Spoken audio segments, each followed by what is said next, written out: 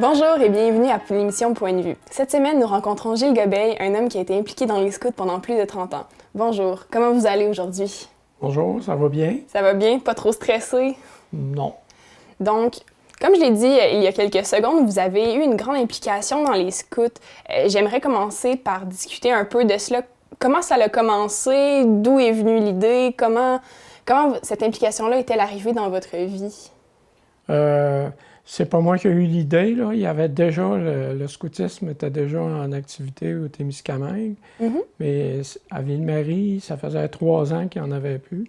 Puis il y a quelques parents qui ont décidé de repartir les activités pour Ville-Marie. Et moi, j'ai été sollicité. Ouais. Puis j'avais un garçon de l'âge des louveteaux. Et c'est comme ça que j'ai commencé à m'impliquer. Louveteau, c'est à peu près quel âge? Entre 10 et 12 ans. 10-12 ans, d'accord. Et c'était vers quelle année environ? Autour des années 80, là. Dans les années 80? Au début des années 80, oui. OK. Et vous, est-ce que vous êtes natif du Témiscamingue? Non, moi, je suis natif du Lac-Saint-Jean. Du Lac-Saint-Jean, et qu'est-ce qui vous a amené à arriver au Témiscamingue? Premièrement, je me suis emmené en Abitibi-Témiscamingue pour étudier à Rouyn-Noranda, en foresterie. Et j'ai adopté la région. Oui. Et quand c'est venu le temps de travailler, j'ai travaillé à Tachereau quelques années. Puis à un moment donné, j'ai eu une offre pour m'emmener au Témiscamingue. Et je me suis emmené au Témiscamingue à peu près vers 1975-76 à peu près, là. Et l'offre, c'était pour quel métier? C'était pour être contrôleur de qualité à l'usine de Béarn. OK, à la scierie. Oui, qui débutait ses opérations. OK, donc cette scierie-là, ça fait pas si longtemps non plus qu'elle existe. C'était au début vraiment de... Oui. Oui. D'accord. Et vous avez dit que vous êtes attaché à la région. C'est quoi qui vous a fait dire « Moi, je viens au Témiscamingue, moi, je vais rester en Abitibi ». Qu'est-ce qui vous a donné le goût de rester? C'est beaucoup les gens. Les gens? L'ouverture des gens, l'accueil et aussi la nature. Parce que j'ai toujours aimé la nature. Puis ici, on est proche. La nature est accessible. On n'a pas besoin de faire des centaines de kilomètres pour accéder à la nature. Ça fait que c'est un peu la combinaison des deux. Puis au Témiscamingue, même si on est une petite population, on a quand même des bons services, là. Oui. Compte tenu de la grosseur de la ville, là, on a quand même... Il manque pas grand-chose, dans le fond. Et ça fait qu'on a décidé de rester ici. J'imagine que vous avez rencontré votre femme. Elle est native d'ici, de l'Abitibi-Témiscamingue? Oui. Oui. On s'est rencontrés à Rouen quand j'étais étudiant. OK, au cégep, donc c'est une petite flamme d'adolescence, si je peux dire ça. Oui.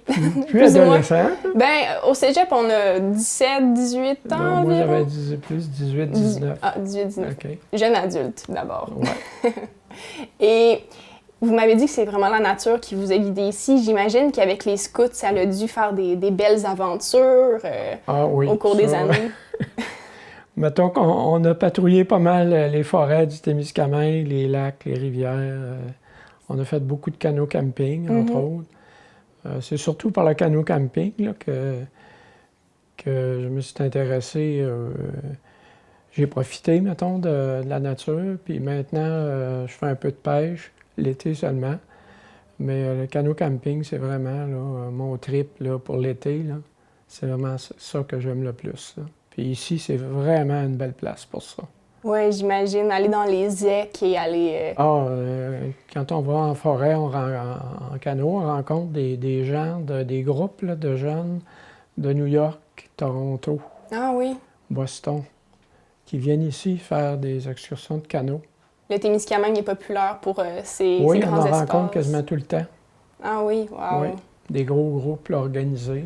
Là. Justement, les scouts, est-ce que c'était quand même assez gros. C'était des groupes de combien? Est-ce que... Ah, à l'époque, c'était gros. Là. On a déjà eu jusqu'à 425 jeunes au Témiscamingue. Là. C'est beaucoup. Seulement, wow. Maintenant, il n'y en a plus beaucoup. Là. Ça a passé de mode, il faut croire. Là. Mm-hmm. Puis, c'est de valeur parce que c'est une belle expérience pour les jeunes. À part aller dans la forêt, c'est quoi d'autre que les scouts apportaient aux jeunes? C'est les autres activités ou... En fait, c'est les jeunes qui choisissent les activités qu'ils veulent faire. OK. L'animateur est là pour les aider à réaliser leur choix. Mm-hmm. Et c'est sûr qu'il y a une partie traditionnelle à laquelle les gens s'attendent. Apprendre à faire des feux, apprendre à camper dans le bois, se débrouiller, etc. Mm-hmm. Mais la raison fondamentale du scoutisme, c'est pas ça. Ah non? Ça, c'est un moyen.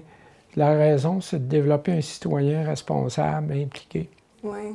Fait que les jeunes, ils apprennent à travailler en équipe, à collaborer, à faire des choix en équipe et à les mettre en application.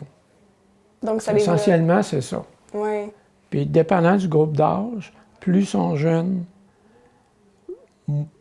moins ils sont impliqués dans la préparation. Mm-hmm. Plus ils sont âgés, plus ils sont impliqués dans la préparation. Et c'est à partir de quel âge qu'un jeune peut aller dans les scouts? Ici, à Ville-Marie, c'était au Témiscamingue, c'est à partir de 8 ans. OK. Et jusqu'à... Jusqu'à 18 ans. 18 ans? 17-18 ans. Là, mais ici, ce qui arrive, c'est que les jeunes, quand ils arrivent à 17 ans, il y en a beaucoup qui s'en vont au cégep. Fait que là, on les perd. Soit qu'ils s'en vont au cégep, ou ils s'en vont dans un métier, à l'école de soit Rouen, La Sarre, il y a toutes sortes de formations professionnelles. Ouais. Et là, on les perd souvent à 17 ans à cause de ça. Ouais. Et c'est sûr que quitter la région, ça demande de faire des choix, malheureusement. C'est ça. Donc, jusqu'au secondaire, les jeunes étaient encore dans les scouts. Est-ce que, présentement, aujourd'hui, vous êtes un peu au courant si... Vous m'avez dit que ça avait diminué, mais est-ce qu'il y a encore des groupes qui existent? Est-ce que c'est encore... Présentement, on est arrêté à cause de la COVID. Éventuellement, on va reprendre si on trouve des adultes pour animer. Parce que c'est pas les jeunes nécessairement qui ne sont pas intéressés aussi. C'est qu'on a beaucoup de difficultés à trouver des adultes qui sont prêts à s'impliquer. Parce qu'il faut le dire, c'est demandant. Là. On ne se comptera pas d'histoire. Là. C'est vraiment demandant en termes de temps. Par contre, ça porte beaucoup. Ça vaut la peine. Bien, c'est une expérience, je dirais, que ça garde jeune. Parce que le fait d'être en contact avec des jeunes, là, autres que tes enfants, ça t'oblige à rester jeune, dans le fond, au niveau de l'esprit. Parce qu'il faut que tu t'adaptes à leur vocabulaire, leurs intérêts, tout ce qu'eux autres dont ils te parlent. Parce que les jeunes, ils nous parlent de leurs jeux vidéo, de leurs activités, de YouTube, etc. Donc, tu n'as pas le choix de t'adapter pour réussir à rester en contact avec eux autres, pour être intéressant pour eux autres. Parce qu'ils ne sont pas intéressés, eux autres, à être avec un vieux. C'est vraiment de garder son âme d'enfant. Un peu, oui. Tu sais, si les jeunes, ils veulent se rouler dans la boîte, ben tu te roules dans la boîte avec eux autres. Ça fait fou un peu, là. Mais vous vous amusez. Ça fait partie de eux autres. Si tu participes pas... Ouais, non, ils veulent... Ils veulent qu'on participe. Ouais. Ça fait partie de ce qu'ils aiment. Et, OK, c'est pour ça qu'il y a un peu moins d'adultes qui... Ah, il y a toutes sortes de raisons, parce que les gens ouais. disent on n'a pas le temps, mais c'est sûr, le temps, écoute, tu sacrifies d'autres choses. Oui, je vois. Et dans toutes vos expériences, justement, avec les jeunes, est-ce qu'il y a eu des moments, vraiment un moment marquant ou un tournant, une activité qui vous a vraiment marqué dans toute votre expérience avec eux? Je dirais, il y en a deux. Il y a le fait de suivre des jeunes de 9 ans jusqu'à 17 ans, les mêmes. OK, les mêmes. Quelques-uns. OK? Ça, c'est plaisant comme expérience. Ça. De le voir à 9 ans, Puis de travailler avec lui jusqu'à 17 ans, tu le vois évoluer, là. Ça, c'est une belle expérience. Ça m'est arrivé 2 fois, là, de pouvoir suivre un groupe comme ça. Ouais. Puis l'autre expérience que j'ai aimée, c'est un vélo camping On a fait 500 km, là. On a descendu dans le coin d'Ottawa Wow. en vélo et en autonomie, hein. Les jeunes, ils traînaient tout leur matériel, etc. Puis c'était toute une expérience parce que la majorité des adultes leur ont dit « Vous ne réussirez jamais, vous ne serez pas capable, vous ne vous rendrez même pas à Témiscamingue. Et les jeunes, ils l'ont fait, puis ils auraient continué même rendu là-bas. Ah oui? Oui, là, ils étaient mordus, là. Puis là, ils étaient entraînés. On s'était entraîné avant, mais là, le fait de le faire, ça a été une très belle expérience. J'imagine que vous aviez un parcours, un certain nombre de kilomètres par jour. Tout était planifié par les jeunes. Ah, wow! Oui, il y en a une qui s'occupait de l'entraînement qu'il fallait faire, une autre s'occupait du parcours, d'autres s'occupaient des contacts avec la police, savoir quelles étaient les règles qu'on devait suivre, réserver les campings, etc. Ouais. Oui, c'était vraiment une belle expérience. Donc, ça développe vraiment l'autonomie de ces jeunes-là à organiser des... À s'organiser, oui, Ouais. oui. Wow, c'est vrai que ça doit être une très belle expérience. Est-ce que ça vous est arrivé souvent de justement faire des grandes randonnées comme ça? 500 km, c'est quand même assez énorme.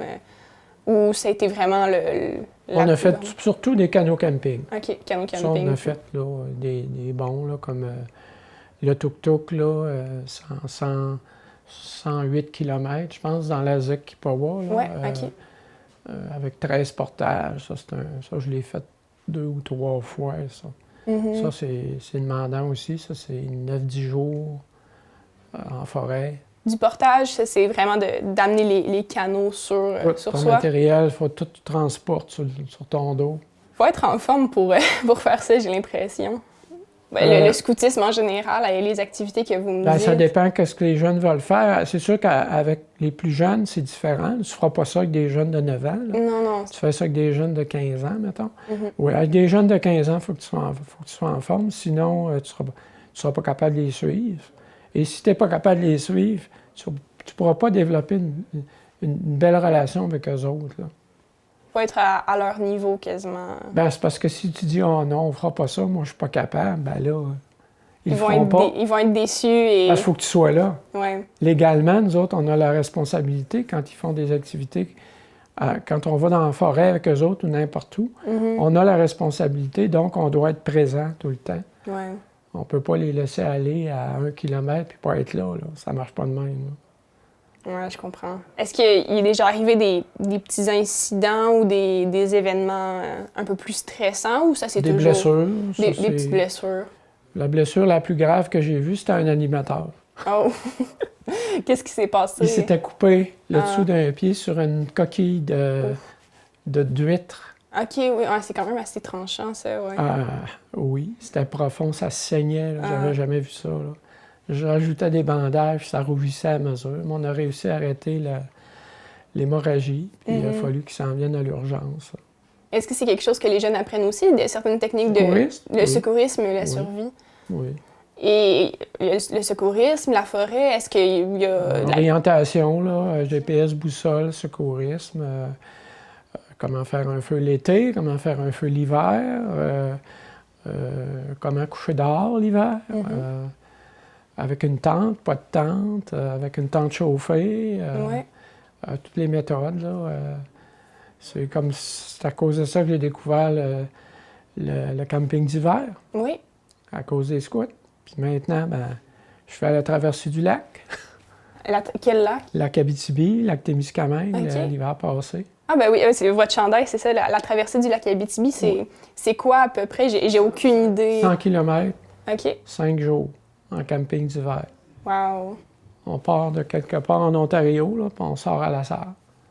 Et vous faites ça depuis plusieurs années, j'imagine? Je l'ai fait 2 fois. 2 fois? L'hiver passé, ça n'a pas eu lieu. La COVID. À cause de la COVID. Oui, malheureusement. Le camping d'hiver, c'est une belle expérience parce que c'est vraiment là, exigeant, mais c'est spécial.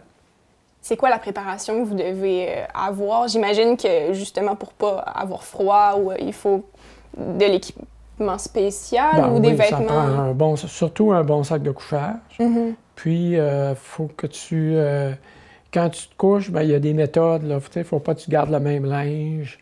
Parce que ton linge, t'as transpiré dans la journée, il y a de l'humidité. Il ne faut surtout pas que tu gardes le même linge. Il faut que tu manges beaucoup. Parce que tu dépenses beaucoup de calories pour te garder chaud. Mhm. Donc, c'est tout ça, là. C'est un amalgame de ça. Dans le jour, tu n'as pas froid. Parce que quand tu traînes 75 livres, là, tu n'as pas froid. C'est sûr que ça doit activer les muscles quand même. Oui, puis en général, les trajets sont prévus pour avoir les vents froids dans le dos. Mais quand vous revenez, vous avez les... Non, on allait juste OK, dans c'est un sens. seulement un aller. Oui. OK. D'accord. Wow, ça doit être, encore une fois, une excellente et très, très belle expérience à vivre. Est-ce qu'il y a beaucoup de gens qui font ça, la traversée du lac Abitibi? Est-ce que vous êtes une dizaine ou une centaine? Non, les années je l'ai faites, il y a une année, on était 32, 34. L'année d'après, on était 28. C'est des gens là, de la région, mais il y a des gens de Montréal, des gens de l'Outaouais, de l'extérieur. Là. C'est bien organisé, c'est vraiment bien. D'accord. Est-ce que vous savez, ça fait quand même longtemps que ça existe ou d'où ça vient? Ça fait au moins 25 ans, mais Quand même. au début, c'était pas sous cette forme-là. Au début, c'était avec des tentes chauffées. Maintenant, c'est en autonomie. Pour vraiment Tu développer. es en groupe, mais il faut que tu sois autonome. Il y a quand même une sécurité. Là. Oui, non, c'est sûr qu'il ne faudrait pas qu'il y ait quelqu'un... Il y a des motoneiges qui suivent. S'il y a quelqu'un qui a besoin de sortir en urgence ou si quelqu'un est blessé, habituellement, il y a un médecin dans l'équipe. Fait que c'est bien organisé. Ils ont une bonne trousse de premiers secours, de la communication, etc. Eh bien, c'est très intéressant. Est-ce que, donc, le scoutisme en plein air, la traversée du lac Abitibi, est-ce qu'il y a d'autres grandes activités par des organisations que vous avez faites dans votre vie par rapport au plein air ou même Non, pas par rapport au plein air, c'était ça. Je me suis impliqué dans le Centre Amitié Témis, mais j'étais encore impliqué dans le Centre Amitié Témis. Je suis président du conseil d'administration, puis je fais des petits travaux d'entretien bénévolement. Pour ceux qui ne savent pas, c'est quoi le Centre Amitié Témis? C'est quoi C'est un but? bâtiment qui est dédié à l'allocation des organismes à but non lucratif. D'accord. Le centre existe depuis plusieurs années, 30, 40 ans, je pense. Il y a un moment donné, il y avait une roulotte, puis à un moment donné, ils ont bâti, puis j'ai été impliqué là-dedans, moi, via les scouts, parce que nous autres aussi, on se cherchait un local. Fait qu'on a été impliqués j'ai été impliqué dans la construction, puis par la suite, dans la gestion. Vous avez parlé de location de salles pour des OBNL. Quels organismes y sont présentement? Présentement, il y a beaucoup l'Association de parents d'enfants handicapés. Oui. Il y a déjà eu prévention suicide, le transport adapté. Je ne sais pas tous les noms par cœur. Là. Mais vraiment des organismes d'aide en majorité. Des OBNL, oui. Oui, des OBNL. Et c'est la vocation du centre. Et à part la location de salles, est-ce qu'il y a des événements ou d'autres... C'est leurs locaux. OK. Puis il y a des salles disponibles. Là. OK, c'est vraiment ça. Et c'est par la location qu'ils peuvent survivre, j'imagine. Le centre? Oui. Oui, il est autonome financièrement complètement. Là. OK. Il n'y a pas de subvention d'opération. Il y a déjà eu des petites subventions, une petite subvention du développement, corporation de développement, là, je ne me souviens plus dans quel programme, mais en général, c'est autosuffisant. Et vous m'avez dit que vous étiez encore sur le comité. Oui. Présentement, est-ce que ça fonctionne encore même avec la COVID? Ou... Oui. Quand même. Vous m'avez dit aussi que vous avez fait partie du camp de jour à Ville-Marie, que vous êtes impliqué par rapport à ça? Oui. Le centre de jour, tu veux dire pour les enfants, là?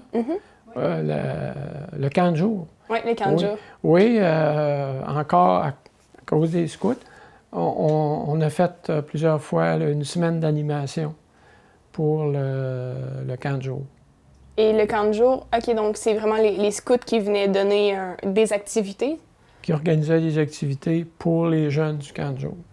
D'accord. Et est-ce que c'était les mêmes activités que les scouts faisaient? Bien, c'est sûr que c'était pas aussi élaboré, là, parce que le camp de jour, les enfants sont plus jeunes, mais c'était des jeux, mais on les faisait dans le boisé qui n'est pas loin de la côte, là, quand on s'en va à Lorrainville. Oui. On faisait nos activités surtout là, puis un petit peu sur le terrain de jeu là, du centre. Fait qu'on avait différentes activités, là, des jeux d'équipe, des jeux, mais surtout on privilégiait les jeux dans le boisé, là, des genres de jeux de course, de cachette, qui sont adaptés pour les jeunes. Oui. Est-ce que ça donnait un petit avant-goût aux jeunes du camp de jour de ce que c'était les scouts?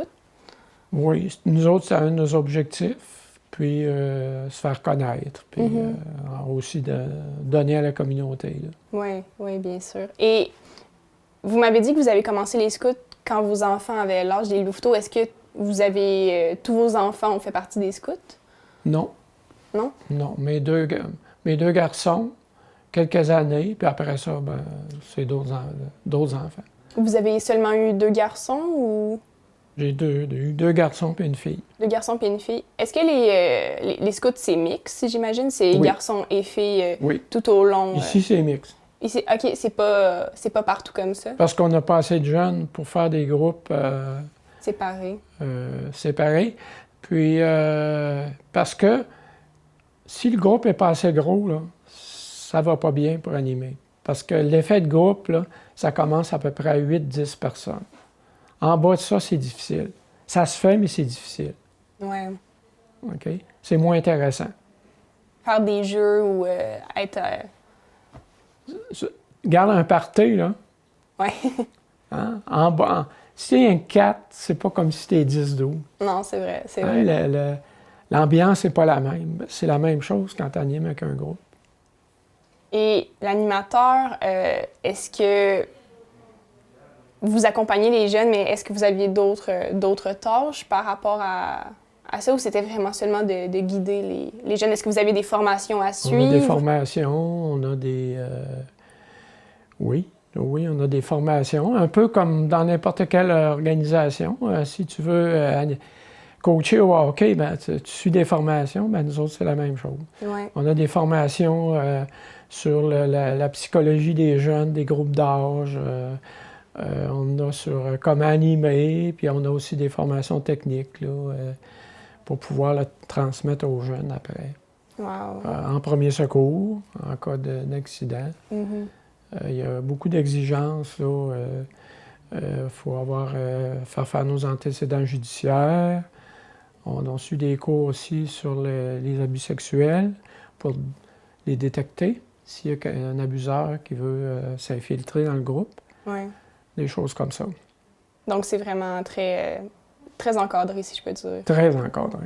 Oui, mais avec des enfants, c'est sûr qu'il faut bien faire ça. Oui.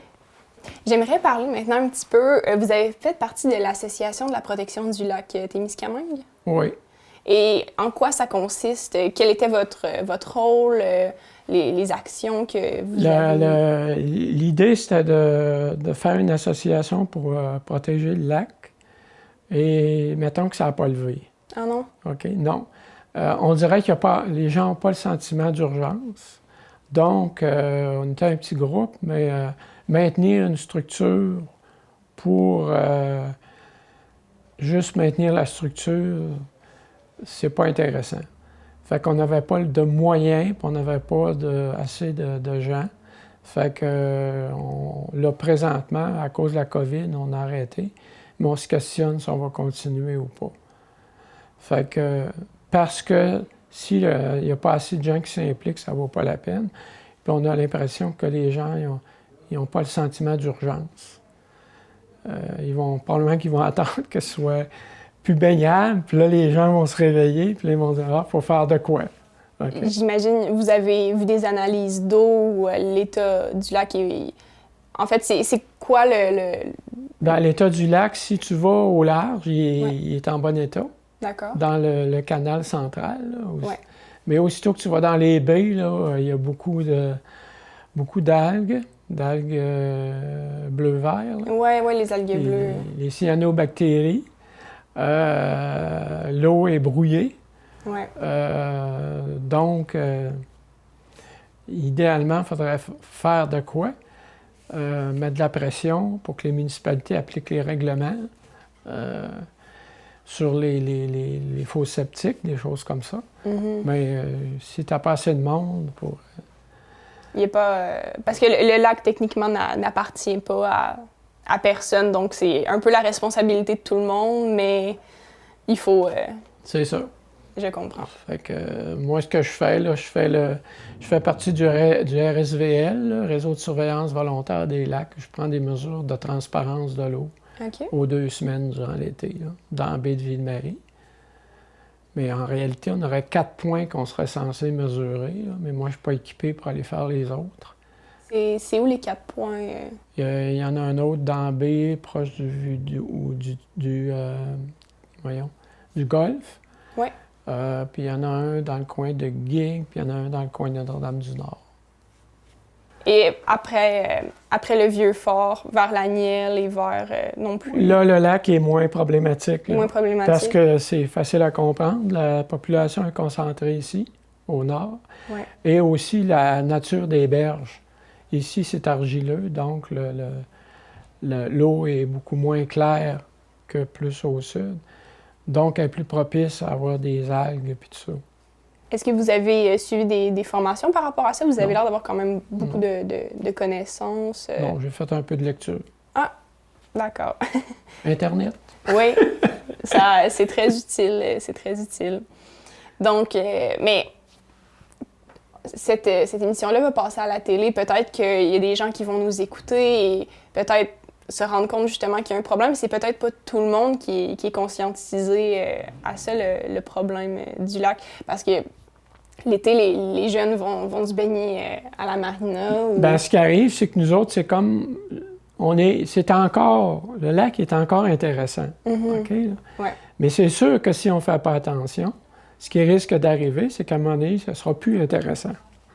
Mais là, il va être trop tard. Ben, c'est-à-dire que là, ça va être beaucoup plus complexe à intervenir et à essayer de corriger la situation alors qu'on pourrait la prévenir.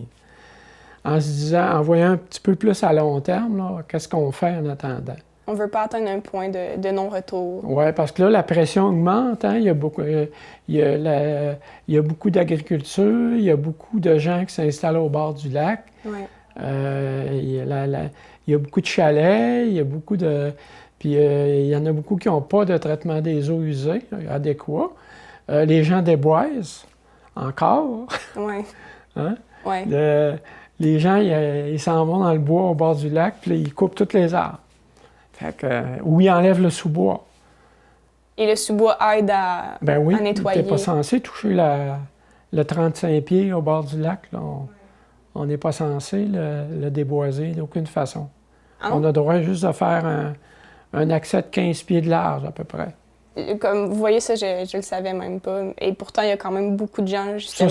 Tu as ça dans tous les dépliants que te donne l'OBVT ou le ministère de l'Environnement. C'est tout connu, ça. Là. C'est une information qui circule là, partout. Là. Mm-hmm. Mais les gens ont encore la mauvaise habitude de déboiser les berges des lacs. Pour avoir une petite plage ou un accès pour leur bateau. Oui, mais tu n'as pas besoin de déboiser toute la largeur de ton terrain pour avoir un accès avec un bateau. 15 pieds, c'est suffisant. Oui. OK? Bien. Oui.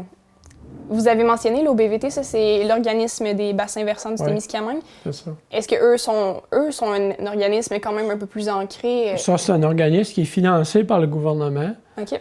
qui a une fonction importante, là, qui est de gérer toute la question environnementale de tout le bassin versant du lac Témiscamingue.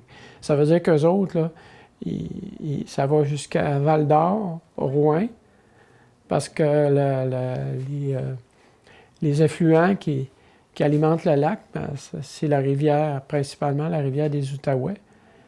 Puis la rivière des Outaouais prend sa source dans le parc La Vérandrie. OK, ça va jusque-là. Oui, Wow. ben oui. Vous m'en apprenez. Puis là, tu as la rivière Kenau-Davis qui Ouais. descend de Rouen. Là. Fait que c'est ça. Donc, ça couvre vraiment une grande partie du territoire de Oui, c'est l'Abitibi-Témiscamingue. un immense bassin versant. Là. Puis là, on parle pas du côté de l'Ontario. Là. OK, ça va jusqu'en Ontario. Non, l'OBVT, Ok, non. c'est québécois. Un des problèmes, c'est qu'on n'a pas de contact. On a essayé de faire des contacts avec l'Ontario Mhm. pour voir s'il n'y aurait pas un organisme qui s'occupait de la protection du lac pour voir si on ne pourrait pas collaborer. Ouais. Puis il n'y en a pas. Ah non? Non. Ben, en tout cas, on n'a pas trouvé. Peut-être dans les prochaines années. Espérons-le. Espérons-le, oui. Oui. J'aimerais parler un petit peu de votre femme, en fait. Vous m'avez mentionné un peu plus tôt qu'elle avait parti le centre d'accueil du Témiscamingue. Ben, elle est partie. Elle était une des premières employées. Et le centre d'accueil, qu'est-ce que c'est? Disons que j'ai absolument aucune connaissance. Qu'est-ce que c'est le centre d'accueil du Témiscamingue? Ah, là, je suis moins connaissant là-dedans. Là. Le centre d'accueil, c'est une résidence pour personnes âgées D'accord. non autonomes. Là. Puis, ben, c'est ça, elle a travaillé au centre d'accueil dès son ouverture. Là. Mhm. Parce qu'elle avait de l'expérience, elle avait travaillé au centre d'accueil à Rouen avant Où est-ce qu'on que s'en vous, vienne ici. où est-ce que vous étiez rencontrés? À Rouen. Oui. D'accord. Et quand vous êtes arrivé au Témiscamingue, vous m'avez dit que vous n'étiez pas natif d'ici, mais vous m'avez pas dit dans quel village vous étiez installé. Est-ce que c'était à Ville-Marie? À Ville-Marie, oui. À Ville-Marie. Et vous êtes toujours resté là Oui. depuis? Vous avez élevé vos enfants et... Oui, c'est une belle région pour élever des enfants, puis c'est sécuritaire, Oui, c'est pas pollué, c'est tranquille, oui. puis il y a une certaine vie communautaire. Oui, C'est bien. à laquelle vous avez fait partie. J'ai fait ma petite part. Oui. Ben, c'est quand même une grande part, 30 ans dans les scouts. Moi, je faisais ça parce que j'aimais ça. Puis tant qu'à faire du bénévolat, moi, ramasser de l'argent, là, j'haïs ça. Je suis bon rien là-dedans. Mais travailler avec des jeunes, ça, je suis correct. Je pense que vous avez aussi même reçu la médaille du lieutenant-gouverneur ou C'est la médaille lors du jubilé de la reine. OK. Ils en ont donné je ne sais pas combien de centaines là, dans le Canada. Puis pour des bénévoles, puis j'en ai eu une. Par rapport à votre implication au Par scoutisme. rapport à mon implication, c'est ça.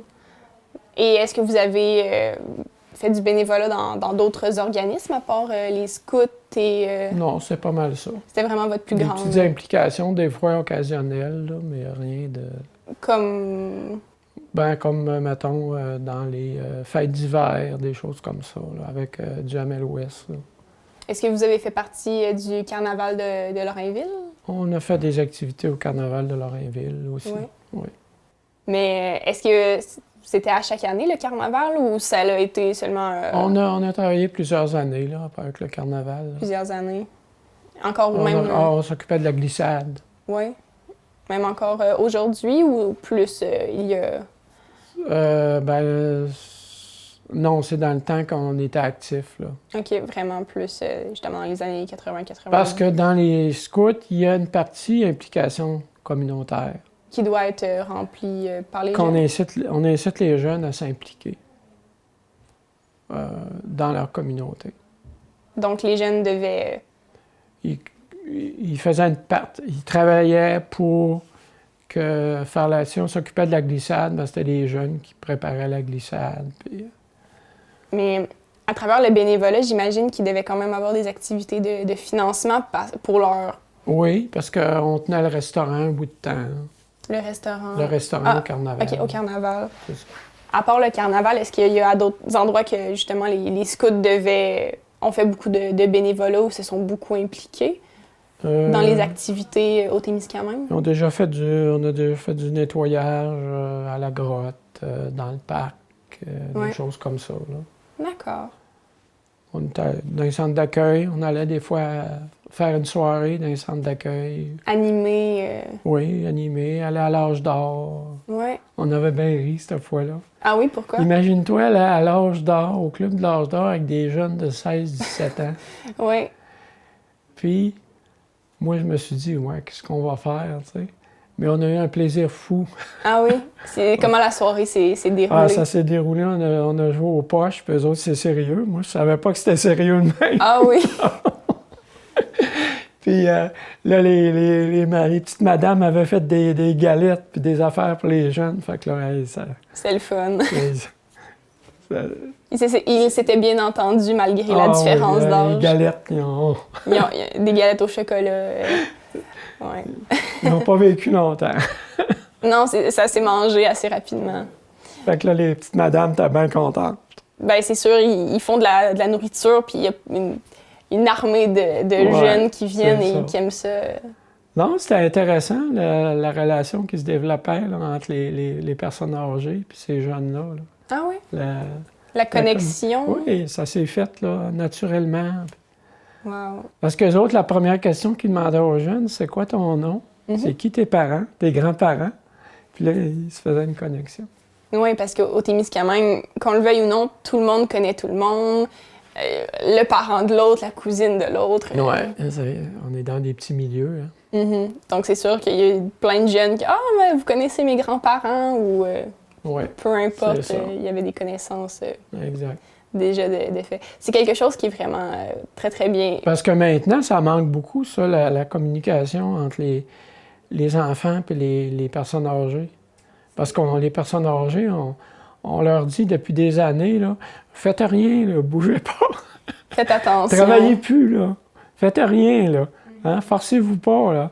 Puis restez là, bougez pas. Ouais. Puis là, ben, les enfants, souvent, ils voient pas souvent de personnes âgées, à moins qu'il y en ait dans leur famille.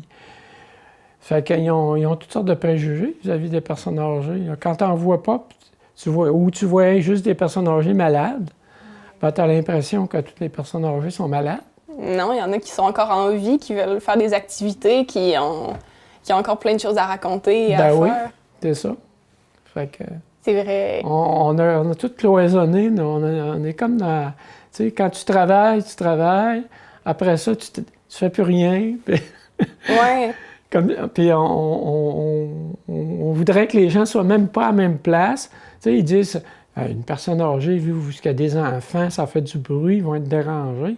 Ben non, c'est la vie, c'est l'avenir. C'est ça, Pourquoi qu'on a cette idée-là, tout d'un coup? C'est pas parce qu'une personne âgée préfère être un peu plus au calme qu'il faut toutes les stéréotyper et « Ah non, on les mélange pas ensemble. » C'est ça. Fait qu'on on a comme cloisonné, tandis qu'il y a des pays, les autres, les personnes âgées, ils vivent à travers la population, puis ils ont trouvé d'autres systèmes pour qu'elles puissent continuer à vivre à travers la population, puis qu'il y ait une collaboration. Je pense qu'il y a même des pays que, justement, c'est les maisons bigénérationnelles où que, justement, les personnes âgées, les grands-parents, tout le monde habite dans la même maison et, justement, il y a une plus grande participation et une plus grande connexion entre les plus jeunes et les plus vieux. Où est-ce que la transmission de la sagesse et des choses comme ça, c'est très... Ben, la sagesse, là, pas tout le temps, là. Mais vous comprenez ce que je veux dire. Il y a quand même une certaine connexion qui est plus forte que ici en Occident, où est-ce que, justement, comme vous disiez, c'est plus séparé, malheureusement. Mais je me rappelle quand j'étais un peu plus jeune, au secondaire, des fois, on nous amenait justement dans des maisons de personnes retraitées pour faire des activités. Mais c'était très peu souvent. Mais ça les rendait tellement heureux de justement voir des gens parce que « Ah non, mais sortez pas, faites attention, vous allez vous faire... » Non, c'est... Ouais, quand j'étais jeune, je me rappelle, il y avait un couple de personnes âgées qui, en tout cas, dans ma tête, ils étaient très âgés. Je ne sais pas quel âge ils avaient. Puis eux autres, il y avait un petit jardin, là, puis on allait acheter des échalotes, puis de la salade, puis des radis. Puis je me souviens de l'odeur. C'est ça le souvenir que j'ai. Quand j'allais chercher des petites affaires pour ma mère, là, qui faisait une salade. Là. Ouais. Puis il était pas loin de chez nous, là, mais j'aimais ça, aller là. Vous pouviez discuter avec eux en même temps? En tout cas, ben, juste le fait de les voir, là, puis de voir qu'ils étaient actifs, parce qu'ils s'occupaient de leur jardin. Puis ils nous vendaient quelques petites affaires, là. Mais là, c'est il y a longtemps, ça. Et est-ce que vous avez d'autres petites anecdotes comme ça de votre enfance qui vous a quand même assez marqué? Là, c'était ramasser des légumes dans un potager avec d'autres personnes, mais est-ce qu'il y a d'autres petits événements comme ça qui vous a... Non, pas vraiment. J'ai eu une enfance heureuse. Puis, Oui? oui. Puis, Est-ce que vous aviez beaucoup de frères et sœurs? on était 5 enfants. 5 enfants. Et la majorité des gens à qui je parle ont vécu sur des fermes. Est-ce que c'est votre cas aussi? En ville. En ville? Dans le Mât. C'est une ville de la taille à peu près de Rouyn-Noranda. De Rouen. Ah, OK. Ouais, c'est quand même assez gros, mais pas Montréal non plus. Là. Un entre-deux. Et est-ce que vous étiez un jeune quand même assez... pas tannant, mais je veux dire, si vous avez découvert une passion pour le plein air, est-ce que vous faisiez l'école buissonnière ou est-ce que Non, je faisais pas l'école buissonnière. Mais mes parents m'ont toujours encouragé à... Tu sais, comme quand on pouvait aller où on voulait, en autant qu'on avertissait nos parents, puis qu'on revenait. Oui, c'est important revenir, c'est important. Parce que quand j'étais jeune, là, le problème des parents, là, c'était de nous faire rentrer dans la maison. Après souper, là, t'entendais les parents qui criaient après les enfants, là, c'est le temps de rentrer. Ouais. Puis nous autres, on était tout le temps dehors, tout le temps. Puis aujourd'hui, là, c'est le contraire. C'est vrai. Sortez dehors, allez vous amuser. On était toujours dehors, puis on jouait sur les hangars, puis on se faisait mal, puis on voyait donc, puis on jouait dans la rivière. Puis... Oui, des beaux souvenirs. J'imagine que vous, avec 5 enfants, vous pouviez quand même vous amuser avec vos frères et sœurs quand même un petit peu. Pas tellement, mais on avait beaucoup d'amis. Oui, OK. Ben oui, il y avait beaucoup d'enfants. Dans le quartier. Ah oui, on avait beaucoup d'amis. Vous pouviez sortir, jouer à la balle ou à la canne ou au hockey. Oui, la canne, puis oui, donc. Puis, oui, c'est... on s'organisait des jeux. Il n'y avait pas d'adultes là, qui nous encadraient, puis qui... Non, on jouait, là, puis il y avait des chicanes, puis des batailles, puis ça se réglait, puis... Est-ce que vous êtes déjà battu quand vous étiez... Non, moi, je n'étais pas batailleur. Non, vous étiez plus calme. J'étais fin. Oui, vous avez l'air. Faut se méfier. Et donc ça, j'imagine, c'était quand vous étiez un peu plus jeune et vers la fin du secondaire, le cégep, est-ce que vous étiez un peu plus calme ou vous avez quand même vécu des belles années? Je sais que la majorité des gens partent chez leurs parents à 17 ans environ, après le... Oui, ben moi, mes parents, quand je me suis emmené à Rouen, mes parents étaient à Québec. Ben là, j'étais tout seul, là. Puis j'ai vécu en résidence 1 an, puis après, on a vécu en appartement pour les 2 autres années, là. Et ça s'est bien passé? Ah, on faisait comme les jeunes de 18 ans. Les résidences à Rouen ont leur comment je pourrais dire ça, réputation. Oui, mais dans le temps, c'était pas mal sévère, dans le temps. Ah oui? Oui. Comment ça, c'était plus sévère? Premièrement, on n'avait pas... on pouvait pas cuisiner. Ah non? Non, il fallait aller à la cafétéria. On était 2 par chambre. Puis moi, j'étais avec quelqu'un qui venait de Sept-Îles. Puis la fin de semaine, là, on restait 3 ou 4 dans la résidence. Toutes les autres s'en allaient chez eux. C'était des gens du Témiscamingue, surtout, puis de la Sarre. Puis nous autres, on restait 4. Dans toute la... Mais est-ce qu'il y avait beaucoup de gens dans la résidence? Ben oui, il y en avait 100 quelques, là. OK. Tout le monde retournait chez leurs parents? Ben oui, parce qu'eux autres, ils habitaient ici. Oui. Ou à la Sarre, ou à Val-d'Or. Tandis que nous autres, il y avait un gars de Chibougamau, puis un gars de Sept-Îles, que nous autres, les fins de semaine, ben, vous on était juste les 3. Oui. Eh bien, parce que aujourd'hui, j'étais à Rouen aussi pour le cégep et beaucoup de gens restaient, même ceux qui venaient de Val-d'Or ou du Témiscamingue ou de la Sarre, la majorité restait. Peut-être que c'est une mentalité qui a changé. Ah, mais... ça se peut, oui. Oui. Mais vous ne pouviez pas cuisiner. Ça, c'est plate un petit peu, parce que justement, au cégep, c'est là qu'on apprend à développer son autonomie. Oui. Ben, on allait en ville faire notre lavage. Puis, il n'y avait pas de laveuse sécheuse dans les résidences. Non. C'est qu'on descendait en ville faire notre lavage. Puis là, il fallait aller s'acheter de quoi parce que la cafétéria était fermée. Fait qu'on marchait dans Rouen. Puis, après ça, j'ai fait quelques activités qui avaient été organisées, je me souviens pas par qui, là, aller au Mont-Chadron. Puis, Oui, ça c'est Le mont qui est fait un peu comme, ben pas comme un chaudron, exactement. Renversé. Ouais. C'est quand même assez, c'est une bonne randonnée, il me semble. C'est quand même assez à pic, monter ce mont-là, de ce que j'ai entendu parler. Ça monte pas mal, oui. Faut faire attention. Il n'y a personne qui a il n'y a pas eu d'accident ni rien, ça s'est bien passé. Oui. Et à part le mont Chaudron, c'est quoi les autres activités que... Bon, c'était pas mal ça, je pense. Oui, la plus grosse. Ben, écoute, là, j'étais occupé. J'ai travaillé un peu dans une épicerie, comme empaqueté, là. Oui. Puis, j'avais mon travail scolaire, puis tout ça. Fait qu'on était occupé, là. Votre travail... Ah oui, vous étiez en foresterie.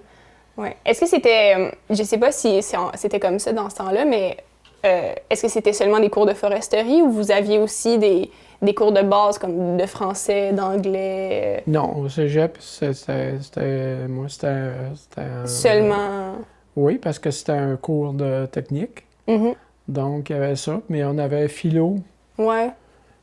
C'est ça. OK. Seulement la philosophie qui était pas... Ah non, t'as raison, on a eu des cours de français, je me souviens, là, ça me revient en... comment ils appelaient ça, là? Littérature. Littérature, quelque chose comme ça, oui, c'est vrai.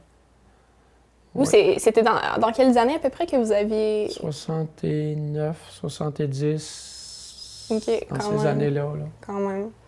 Non, fait que les cours n'ont pas vraiment changé parce que la foresterie se donne encore au cégep de Rouyn-Noranda. Oui, encore. Mais c'était petit dans le temps. Hein? On était oui? On était quoi?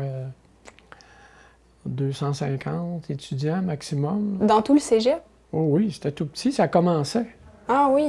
Il y avait juste la vieille construction en briques beige. Là, puis... Qu'en haut de la côte. Oui, c'était tout petit. Est-ce que l'université était construite à ce moment-là ou pas encore? Okay, donc non. Il y avait juste ça. Le cégep. Wow. Juste la vieille partie. Là. Toute la partie en briques brunes, tout ça, là, ça n'existait pas. Là. Ça a été construit par la suite. Je me souviens qu'on avait des classes, puis ça construisait tout le tour. Oui. Ben oui, quand ils ont agrandi. Mm-hmm. Ouais. Ouais, c'est rendu, je pense qu'il est rendu avec des serres même sur le... Ah oui, c'est rendu grand, là. Oui, il y a la résidence des gars, résidence des filles. C'est ça, la résidence des filles n'existait pas. Ça a été bâti pendant que j'étais là. OK. Ouais. Donc, les filles qui venaient de d'autres endroits, ils pouvaient pas aller en résidence, ils devaient louer. Je pense que la plupart étaient en infirmière. Ouais. Et le cours se donnait à l'hôpital, là, Pavillon, Laramée. Je ne suis pas certain du nom. Oui. Donc, les filles n'avaient pas nécessairement besoin d'être en résidence à ce moment-là. Ben, je pense qu'ils l'étaient là-bas. OK. Ah, ça ferait du sens. Puis vois-tu, les gens qui étaient au niveau des mines, le cours se donnait quelque part en ville. Là, il y avait un bâtiment pour eux autres. Parce qu'il n'y avait pas encore la place pour tout le monde. Wow. C'est ça, avoir habité à Rouyn, vous me parlez de ça, puis ça devait être une ambiance assez différente d'aujourd'hui, de ce que j'ai vécu en tout cas. Ben écoute, c'est tout petit, fait que tout le monde se connaissait, puis si on n'était pas content, puis on voulait avoir affaire à la direction, on allait dans le bureau du directeur, moi il parlait, là, c'était tout petit. Oui, tout se faisait assez facilement. On a parlé beaucoup du passé, mais j'aimerais savoir votre opinion sur un peu le futur du Témiscamingue. Comment vous percevez? On a parlé du lac, il fallait avoir un sentiment d'urgence, mais pour le développement du Témiscamingue, vous avez décidé de venir vous installer ici. Est-ce que vous pensez que le Témis va continuer à s'agrandir, que de plus en plus de gens vont découvrir cette magnifique région? Ben, je dirais qu'il y a moi personnellement, je pense qu'il y a deux manières qu'une région peut augmenter sa population. Ouais. Soit qu'on crée de l'emploi, beaucoup d'emplois, qui ferait que tu as des jeunes qui s'en viennent pour travailler. Ouais. Il s'en est fait un peu, mais c'est difficile, c'est tout ça. Puis l'autre manière, c'est de ramener les retraités ici. De les ramener? Ben oui, les gens qui ont une maison qui vaut 400 000, 500 000 là, à Gatineau, tout ça, là, Ouais. qui sont originaires d'ici. Ils pourraient revenir ici, puis ils vendent leur maison là-bas, ils en achètent une ici à moitié du prix. Puis. Oui. Parce ils que pourraient vivre ici. le prix des maisons ici est tellement. Ben oui, est tellement bas. tu sais, puis c'est sûr que ça fait une population qui est plus vieille, par contre. Oui. Ça fait parce que ici, d'ailleurs, c'est déjà commencé. Là, la moyenne d'âge à Ville-Marie est élevée. Hein? Ah oui, Ben oui, parce qu'à Ville-Marie, il y a beaucoup de personnes âgées. c'est vrai, il y a quelques résidences qui. Il y a beaucoup de personnes que, quand ils arrivent en haut de 60 ans, 70 ans, ils veulent s'en venir à Ville-Marie pour être proche de l'hôpital, des services, Mhm. puis avoir à voyager et tout ça. Fait que Ville-Marie, tu regardes, là, c'est une population qui est pas mal âgée. C'est vrai. Fait que c'est ça. Mais t'es mieux d'avoir ça que de fermer. Oui, non, c'est sûr, c'est sûr. On est tellement dans un bel endroit, il faudrait pas. C'est ça. Parce que j'avais lu qu'en Ontario, là, qu'il y avait eu des mines d'uranium, là, en tout cas, eux autres, ils ont fait ça. Ils ont ramené la population vieillissante. Ils ont organisé le repeuplement de la ville OK. avec des retraités. Et ça a fonctionné? Oui. Je me souviens d'avoir lu un article là-dessus, je pense que c'est dans l'actualité, Ouais. combien il y avait eu de gens qui étaient revenus. Puis c'était ça, là, il y a les gens de Toronto là, qui avaient une propriété qui avait pris beaucoup de valeur. Mhm. Ils la vendaient, puis ils s'en venaient à Elliott Lake, je crois. Elliott Lake? Pas sûr, là, mais... Puis là, ils pouvaient se racheter une propriété à beaucoup moins cher que celle qu'ils avaient vendue. Ça leur donnait... puis là, ben, ils ont repeuplé une bonne partie de la ville comme ça. Puis ces gens-là, ils ont besoin de services. Donc, donc ça fait créer de l'emploi pour... C'est des consommateurs de restaurants, de spectacles. Tu sais, maintenant, là, j'ai beaucoup plus les moyens d'aller au restaurant et d'aller voir des spectacles maintenant que quand j'avais 30 ans puis j'avais 3 enfants à nourrir. Oui, oui. Hein? Fait que ça crée une autre sorte d'économie, mais ça crée quand même une économie. Mm-hmm. Fait qu'eux autres, c'est ça qu'ils ont fait. Ça a été planifié, puis ça a fonctionné. Oui. Parce que justement, les personnes un peu plus âgées déménagent et après ça, les familles viennent leur rendre visite ou ça crée du bouche à oreille et là, ils voient « Ah, c'est un bel endroit, on veut être proche de nos parents, on déménage. » et... Bien, regarde là, le nombre de gens qu'il y a dans la région l'été qui augmente. Oui. Je connaissais à un moment donné quelqu'un qui travaillait à l'épicerie, puis la personne, elle me disait que la plus grosse période ici, c'est pas Noël. Ah non? C'est l'été. Ah oui? Ben oui. Regarde le nombre de gens qu'on connaît pas, c'est vrai, oui. qu'on rencontre l'été. Le tourisme au Témiscamingue. Il y a beaucoup de gens de l'extérieur qui ont des chalets, ils ont des... Oui. Ben, ils viennent l'été. OK? Ouais. Ça serait mieux si les gens restaient ici. À l'année. Parce que s'il y en a trop de ça, ça devient un problème. Si le tourisme est trop... S'il y a trop de résidents non permanents. Mm. Parce que ça, il faut que les municipalités soient capables de donner le service, mais ils n'ont pas autant de gens pour le faire, là, ou de ressources. Oui. Parce que pour avoir des employés, il faut que les gens restent à l'année, pas seulement qu'ils visitent. C'est ça. C'est vrai. Je me rappelle, il y a 2 ans, je travaillais à la maison du frère Moffett et on tenait un registre de où est-ce que venaient les gens de partout dans le monde, des États-Unis en grande majorité, aussi de l'Ontario. Et justement, l'industrie du tourisme au Témiscamingue est vraiment en expansion de plus en plus, j'ai l'impression. Là, avec le parc, là, ça va paraître parce que c'est beau, le parc au Pays-Mican, je suis allé, là, c'est vraiment un beau parc, un beau site, puis ils ont beaucoup de développement possible là-bas. Mm-hmm. Ça attire du monde, ça. Oui, ils ont vraiment beaucoup de services et ça prend de l'expansion de plus en plus. Même sur les sites Internet des villes et de la municipalité au Témiscamingue, c'est énorme. Ça prend de plus en plus d'expansion. Des cartes interactives, des plein de choses. Je pourrais pas tout vous dire, mais ouais, maintenant, il y a beaucoup de moyens là, de planifier qui n'existaient pas il y a quelques années. Oui, je pense vraiment que l'industrie du tourisme va vraiment exploser dans les prochaines années, même si là, déjà, c'est quand même... c'est un peu moins possible avec la COVID, mais après la COVID, j'ai l'impression que ça va prendre une grande expansion. Merci beaucoup d'avoir accepté mon invitation. Ça a été très intéressant de discuter avec vous. J'espère que vous avez apprécié l'entrevue aussi. C'est très, très, très intéressant. Et, ça m'a fait plaisir de discuter avec toi. Là. Merci beaucoup, c'est très gentil. Donc, on se dit à la semaine prochaine et merci beaucoup encore une fois d'avoir écouté Point de vue avec M. Gilles Gobeil. Bonne journée!